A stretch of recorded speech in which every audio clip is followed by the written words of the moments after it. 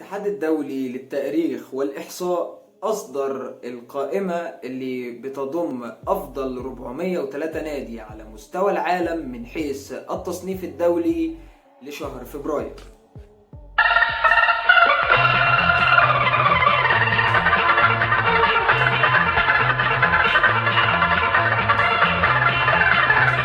احنا هنتكلم النهاردة عن التوب 10 او قائمة العشرة الافضل في العالم. مش هنتكلم عن 403 نادي كاملين، ولكن هناخد افضل 10 اندية في العالم من حيث التصنيف الدولي حسب الاتحاد الدولي للتاريخ والاحصاء، واللي وضع في المركز العاشر نادي بالميراس البرازيلي، وفي المركز التاسع نادي بايرن ميونخ الالماني،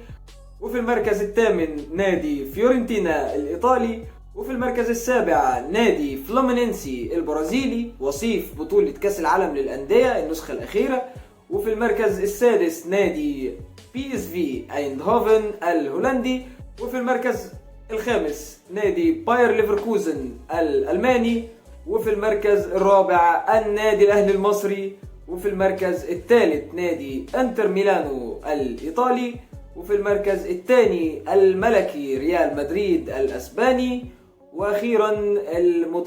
متصدر التصنيف الدولي نادي مانشستر سيتي الإنجليزي.